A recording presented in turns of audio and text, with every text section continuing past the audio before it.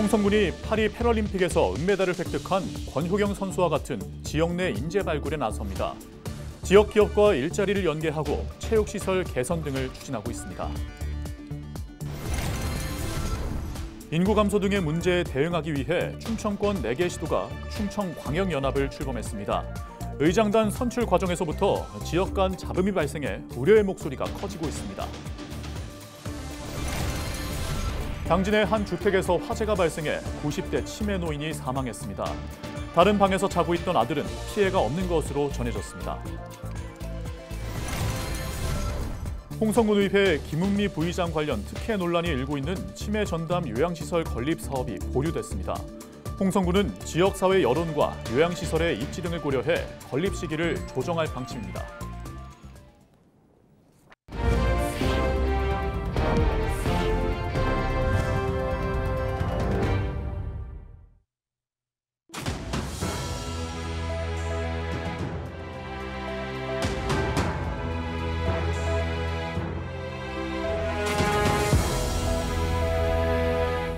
시청자 여러분 안녕하십니까? 헬로티비 뉴스입니다.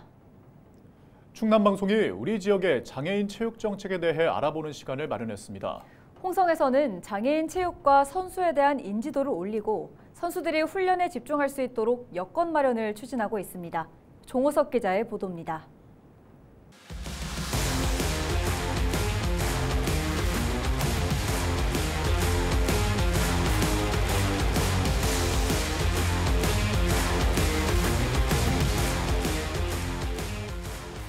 선천성 뇌병변으로 신체 오른쪽이 불편한 홍성군 소속의 권효경 선수.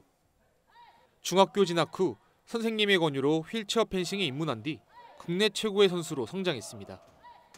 지난 2022 항저우 장애인 아시아 경기 대회를 앞두고 나비처럼 훨훨 날아오르겠다는 의미로 왼쪽 손목에 나비 문신을 그려 넣어 나비검기구로 불립니다.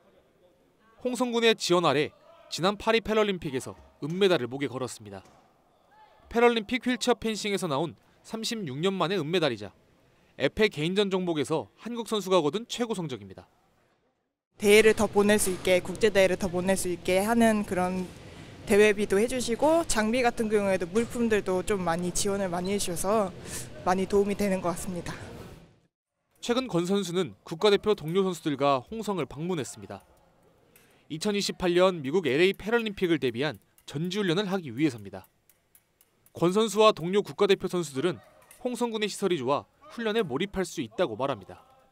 다른 지역에 비해 좀 시설이 많이 잘 되어 있어서 좀 운동할 수 있는 분위기가 많이 좋은 것 같습니다.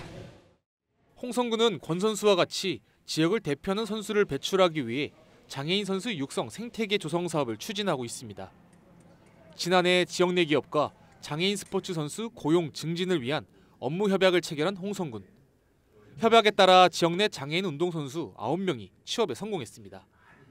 올해도 협약을 통해 지역 기업이 역도와 육상, 볼링 등 선수 3명을 정식 채용했습니다.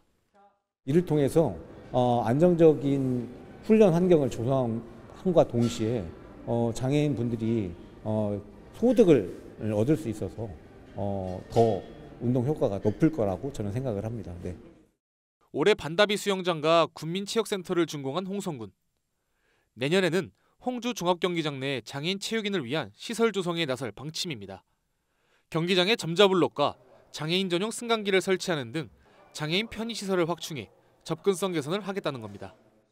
홍주 종합운동장 주변에 각종 체육시설을 확충하여 생활체육 활성화를 통한 군민의 건강 증진과 엘리트 체육을 육성을 통해서 군 체육 발전을 이루겠습니다.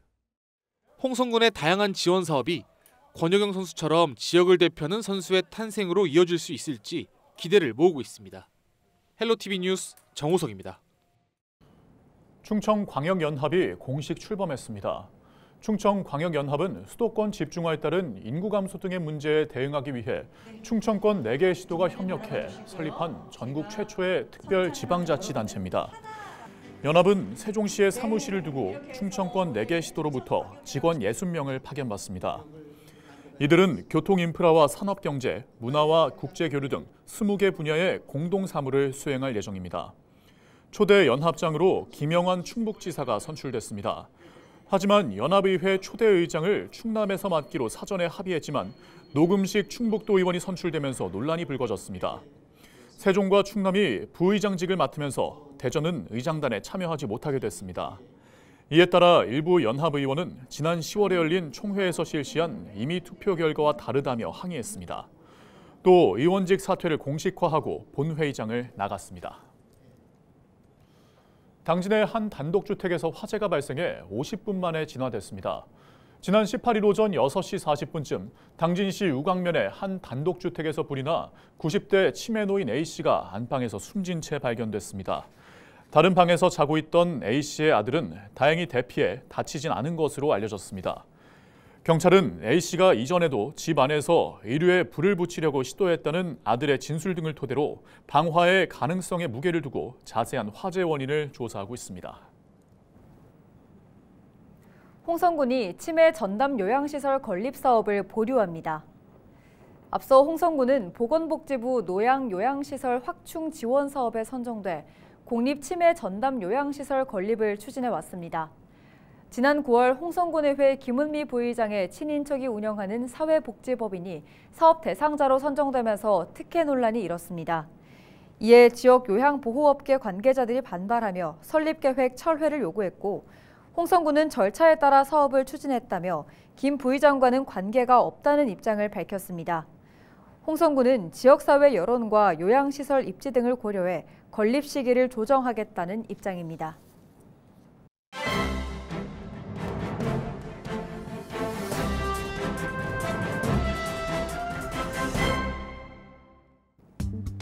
굿모닝 충청 기사입니다. 고교 무상교육 국비 지원 연장 여부가 불투명해지면서 충남교육청의 재정 부담이 가중될 전망이라고 합니다. 충남교육청 등에 따르면 고교 무상교육 국비 지원 특례 3년 연장 법안이 지난 10일 열린 국회 본회의 상정이 보류됐습니다. 12.3 내란 사태에 이은 탄핵 정국의 혼란으로 인해 법안이 결국 뒷전으로 밀려난 것으로 풀이됩니다. 만약 법안이 국회 본회의 문턱을 넘지 못할 경우 국비 지원은 올해 12월 31일 마무리됐습니다.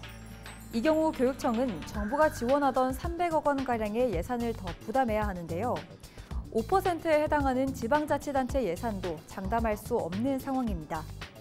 내년 예산은 712억 원인데 지원을 받지 못하면 교육청이 전액 부담해야 합니다. 문제는 12.3 내란 사태 수습으로 인해 당분간 여야 합의도 쉽지 않을 것이라는 점입니다. 교육청은 다른 교육 사업을 축소해서라도 고교 무상교육을 이어갈 방침이라고 하는데요. 일단 내년에는 전액 부담하는 방향으로 예산안을 편성했고 전날 충남도의회 본회의에서 통과된 상태라고 합니다. 교육청 관계자는 고교 무상교육은 중단 없이 추진하겠지만 기금도 소진을 앞두고 있는 만큼 앞으로가 걱정이라고 말했습니다. 지금까지 신문브리핑이었습니다.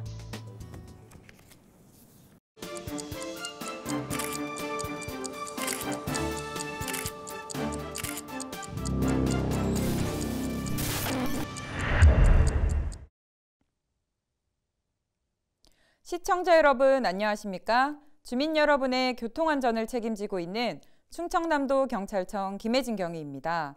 사고 현장이 담긴 블랙박스 영상을 통해 교통안전 수칙을 점검해보는 시간.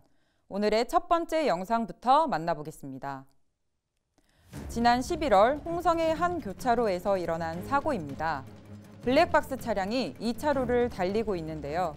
전방 교차로 적색 신호에 대기 중인 차량들을 피해 갓길로 진행하던 중 좌회전 신호에 진행하는 차량과 충돌하는 사고가 발생합니다.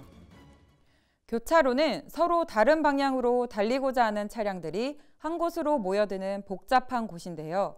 진행 방향이 서로 다르기 때문에 신호를 어기면 대형 사고로 이어질 가능성이 높은 곳이기도 합니다. 나와 타인 모두의 안전을 위한 교통법규 준수는 선택이 아닌 필수입니다. 다음 영상 이어서 보겠습니다. 지난 9월 부여의 한 도로를 비추는 CCTV 영상입니다. 마주오는 2차로, 오토바이가 선두에서 진행 중인데요. 빠르게 우회전하던 승용차와 오토바이가 부딪히는 사고가 발생합니다. 교통정리가 이루어지지 않는 도로에서는 우회전할 때 반드시 일시정지하는 것이 좋습니다. 정상 진행하는 차량의 상황을 살피고 그 진로를 방해하지 않는 안전한 상황에서 진입해야 합니다. 계속해서 다음 영상 보시죠. 지난 9월 부여의 한 도로, 블랙박스 차량이 2차로에서 1차로로 진로를 변경하더니 갑자기 유턴을 시도하는데요. 그 순간 뒤에서 달려오던 오토바이와 부딪히는 사고가 발생합니다. 중앙선을 넘어 불법 유턴한 차량과 신호대기 중인 차량들을 피해 조금이라도 빨리 가려던 오토바이의 잘못된 만남. 교통사고는 이렇듯 갑작스럽게 일어납니다. 오늘도 교통법규 준수하며 안전운전하시길 바랍니다. 지금까지 블랙박스로 본 교통안전 김혜진경이었습니다.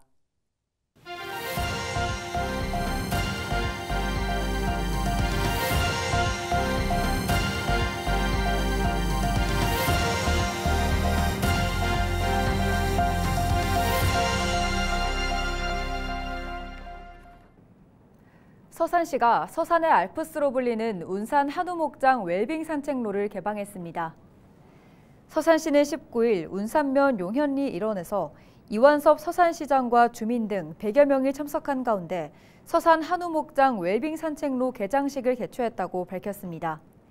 이번 사업에는 56억 원이 투입됐으며 산책로에는 초원위 2.1km 규모의 데크길과 전망 공간 등이 조성됐습니다.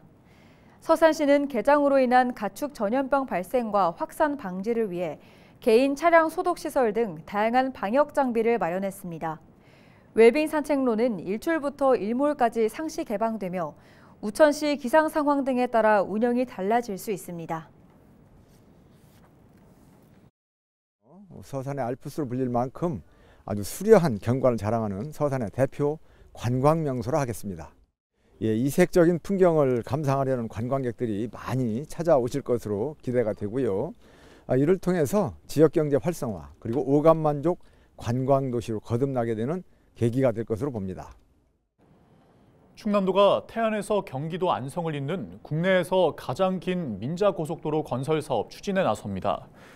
충남도는 최근 DLENC가 태안 안성고속도로 민간투자 사업 제안서를 국토교통부에 제출했다고 19일 밝혔습니다.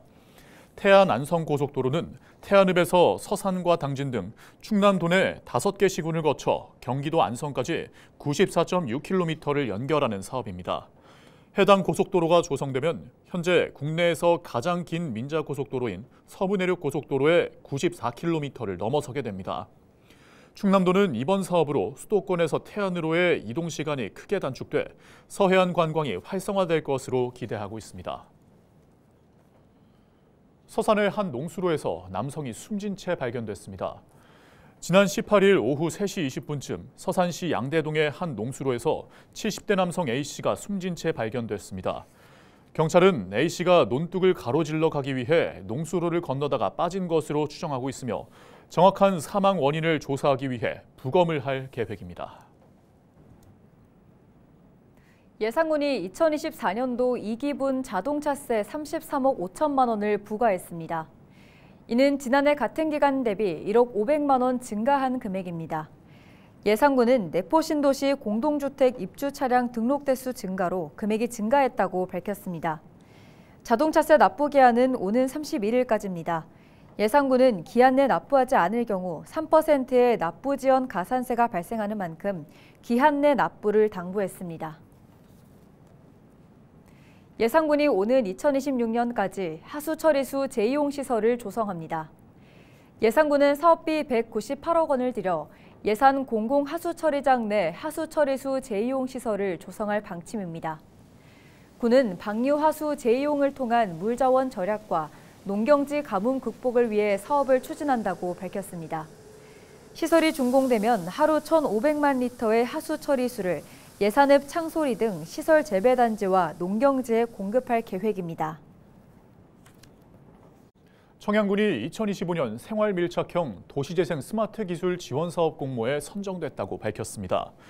이번 공모는 전국 지자체를 대상으로 진행됐으며 청양군을 포함한 8개 지자체가 최종 선정됐습니다.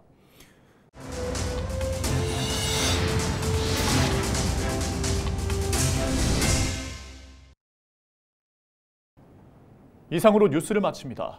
함께해 주신 여러분 고맙습니다.